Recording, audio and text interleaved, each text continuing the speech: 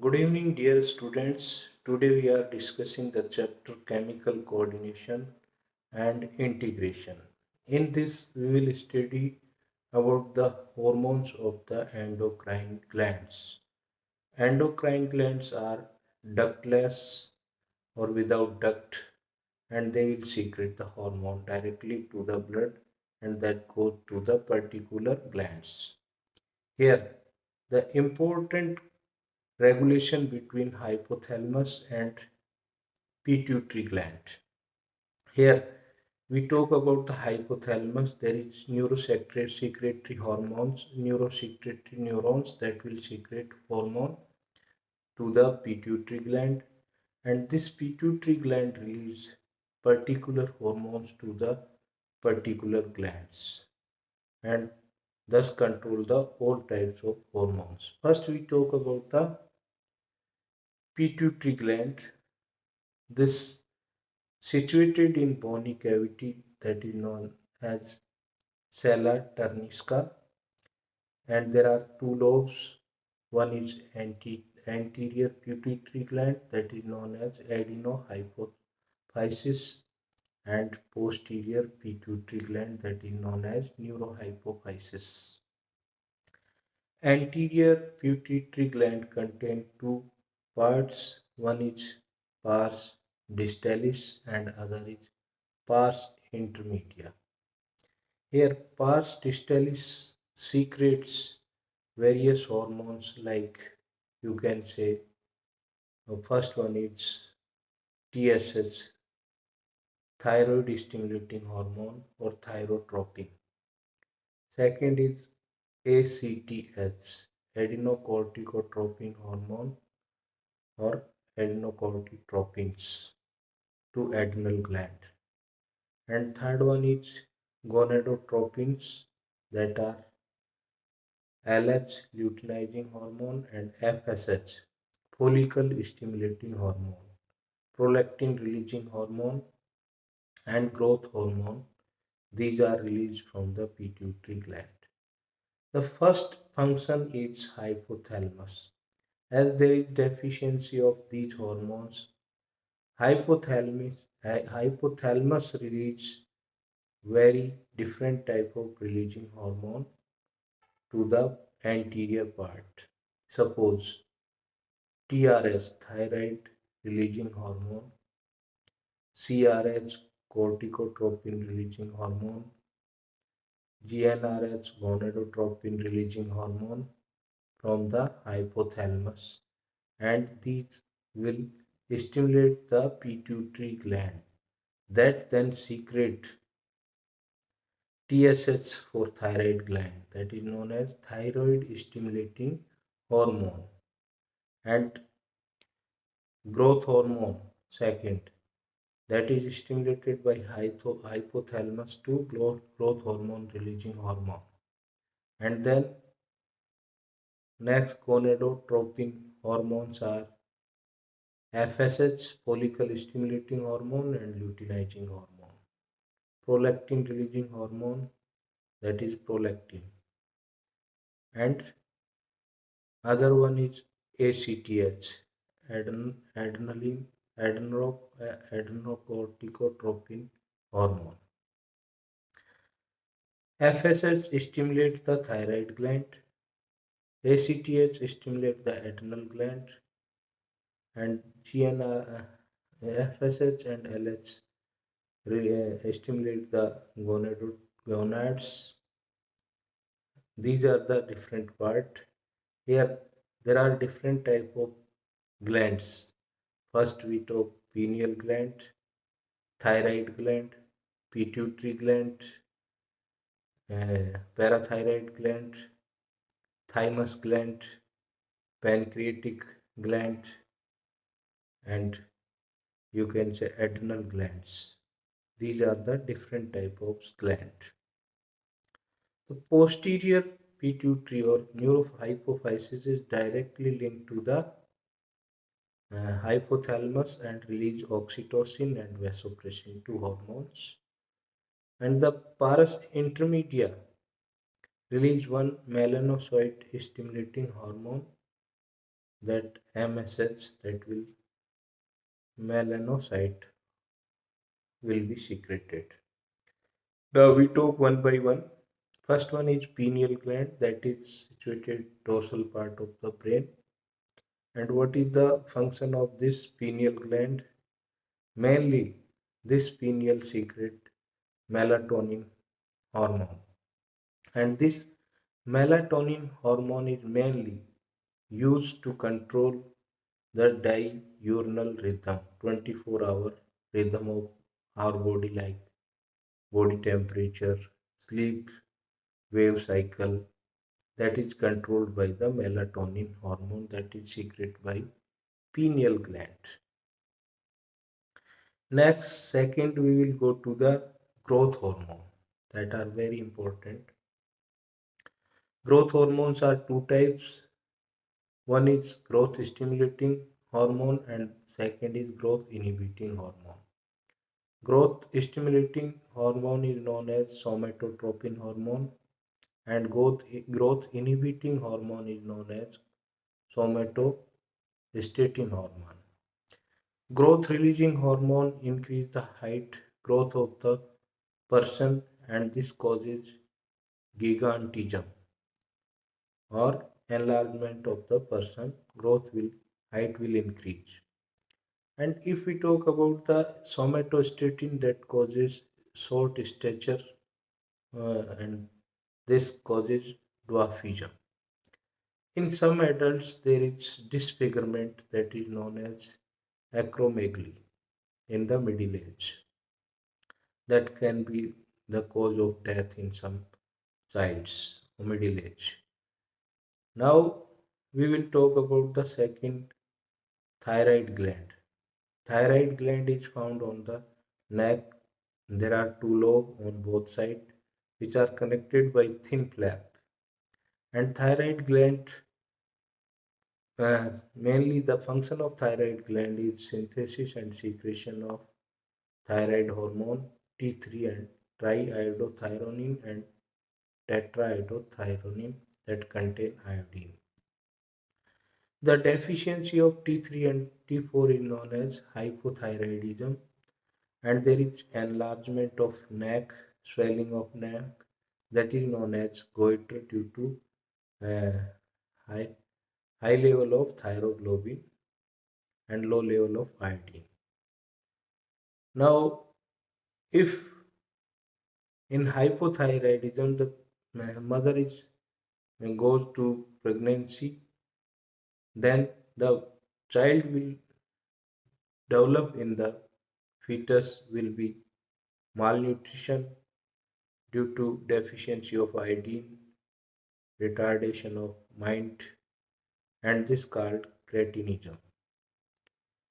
If there is excess of thyroid hormone, that is known as hyperthyroidism, that causes exothalamic goiter. There is protrusion of eyelid, increased basal metabolic rate, and these symptoms are known as Graves' disease, that is described by Graves or known as Graves syndrome. Now, next one hormone also released from thyroid gland that is known as thyrocalcitonin. This calcitonin causes hypocalcemia in the blood, means reduce the level of calcium in blood and increase in bone formation. Talk about the parathyroid hormone. Parathyroid hormone is released from parathyroid gland that is situated at the four corner of the thyroid lobes. And this release parathyroid hormone that is called hypercalcemic hormone that increase the calcium level in the blood. And this is very opposite to the thyrocalcitonin, that is hypocalcemic and this is hypercalcemic. This also increase the level of calcium through kidney reabsorption. Now this one is parathyroid gland. Next one is here we will talk about the adrenal gland. Adrenal gland is situated at the upper part of the kidney, and there are two parts of this. One is adrenal medulla and upper part is adrenal cortex. Adrenal medulla is the gland middle part that will secrete two hormones that or neurotransmitters that are noradrenaline and adrenaline act as a sympathetic neurotransmitter, and that are released at the time of a condition of fight or flight.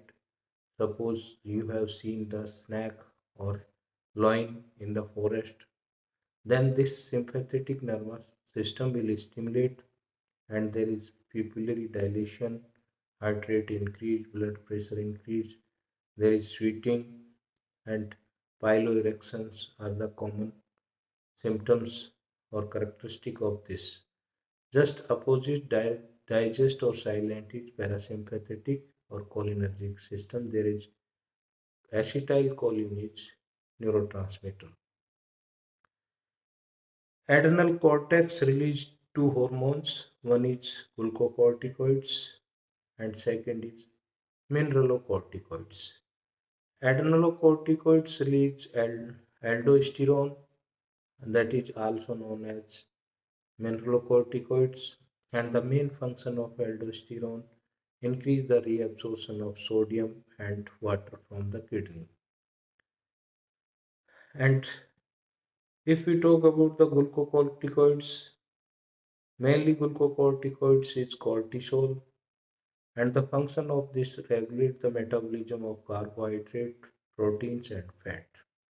And second one, there is suppression of inflammatory reactions, allergic reactions, immune suppression.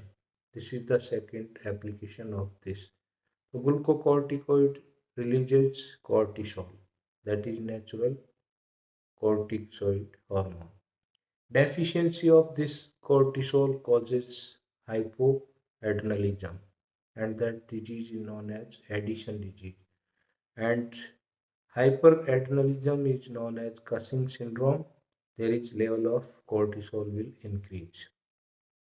Cortisol are also stimulate gluconeogenesis, lipolysis, proteolysis. This is the function of this.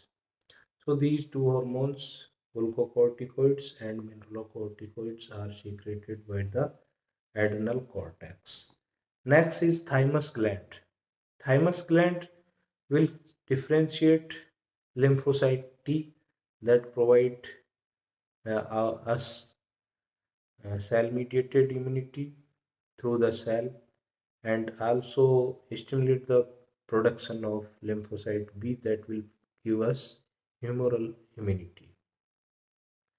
Immunity. Next, we will go that these hormones are known as thymosin that will stimulate the differentiation reaction, and thymosins are age related. Thymus gland size is reduced at the time of old age, and that is the reason in old person there is low immunity.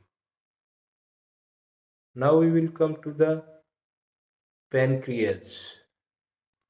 Pancreas is very important, that is exocrine and endocrine. Endocrine will secrete two, two hormone glucagon and insulin from Langer, islet of Langerhans. These contain alpha cell, beta cell, and gamma cell. Alpha cell mainly release glucagon, beta cell release the insulin. Glucagon stimulates the insulin while insulin inhibits the glucagon. Insulin is hypoglycemic hormone and glucagon is hyperglycemic hormone. These are opposite to each other. If we talk about the glucagon, this increase the level of glucose in blood by two processes. One is glycogenolysis, means conversion of glycogen in glucose, and second reaction is gluconeogenesis, formation of glucose other than glycogen like from amino acid, protein, fatty acids. different sources. That will increase the level of glucose in the blood. And in second step, insulin just decrease the level of glucose in the blood by uptake to the cells, and second, glycogenesis in liver.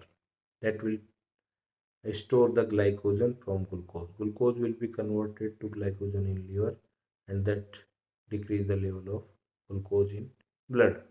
If there is persistent hyperglycemia, that may be cause of diabetes mellitus, in which the glucose comes in the urine and ketone bodies. These are the diagnostic feature of the diabetes mellitus. Now we talk about the gonadotropins.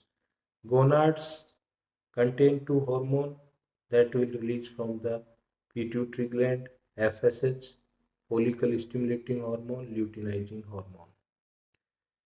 Luteinizing hormone mainly secrete progesterone, FSH secrete estrogen. Estrogen causes development of secondary characteristic in female and process of ovulation, while progesterone mainly useful for maintaining of pregnancy. And same here we talk about the androgens. Testosterone is very important. That will be female male hormone that increase the secondary characteristic in male, like hair on face and pubic hair and other development. And spermatogenesis is also induced by androgens like LH in this. So these are the gonadotropins, and mainly prolactin is released from the mammary gland, and that will develop the mammary and milk in the child. So these are the anterior pituitary hormone control the different type of hair glands. Now we talk about the posterior pituitary hormone. These are the two oxytocin that mainly stimulate the contraction of uterus at the time of child labor and ejaculation of milk. These are the two functions of oxytocin. If we talk about the vasopressin, that is as antidiuretic hormone that will increase the reabsorption of water and minerals or electrolytes from the urine. If there is misbalance of working of vasopressin, that will causes the water loss and dehydration. This condition is known as diabetes insipidus that can be treated with vasopressin and their other synthetic hormones to control the diabetes insipidus. Now there are other than these hormones that are the released from heart, gastrointestinal tract, hair and kidney. Heart, in this heart there are arteries, wall that secrete a hormone that is known as atrial natriuretic factor, ANF, that will decrease the blood pressure by dilating the blood vessels. If we talk about the kidney there is one hormone that is secreted from juxtaglomerular cells of the kidney that is known as erythropoietin, and this erythropoietin causes erythropoiesis, that is the formation of RBC, stimulation of RBC formation. GIT secretes four hormones that are gastrin, secretin, cholecystokinin, and gastric inhibitory hormone GIP. First, if we talk about the gastrin, this will release hydrochloric acid and pepsinogen in the stomach. If we talk about the secretin, that will release water and bicarbonate. Cholecystokinin will stimulate the secretion of bile pigments and salts, and gastric inhibitory hormone GIP, that all are peptide. This will inhibit the secretion of gastric acid. So these are the different type of hormones, and the maximums are the in here peptide nature. We can classify the hormones in four category like amino acid, peptide, polypeptide, and proteins. In this, insulin, glucagon, all pituitary hormones, and all hypothalamic hormones. Second, iodothyronine hormone like T3 and T4, and steroidal hormone like cortisol, uh, and there is, you can say, progesterone, estrogen. These are the steroidal hormone, and amino acid hormone like epinephrine, noradrenaline. These are generated. All these are acting through the receptor complex, formation of hormone receptor complex through the cell membrane and through nucleus. And there are some second messengers like cyclic AMP and IP3, inositol triphosphate, that will stimulate the different cascade in the cell or in the nucleus. Nuclear hormones are steroids and T3 and T4 hormone. T4 that will generate different type of genome reaction structural genes. And there is very important part, that is hormone receptor complexes and reactions. There are CMP and IP3 and tyrosine made receptor for insulin and nucleus receptor for steroid and T3 and T4 and cellular structures for noradrenaline, adrenaline act by different mechanisms. Here in this chapter, as we discuss about the role of endocrine gland and its hormone and control by hypothalamus, and the questions are asked about the functioning and synthesis of these hormone and release from this part and activate which gland. These are the important parameters. So you can read these things from these chapters, and different type of glands are very important and their secretions and synthesis are very important, and there is hormonal name from different glands also important. These three or four questions come everywhere every year in NEET. You can do with the help of this. So very much thank you to you listening for me. Bye. Good night.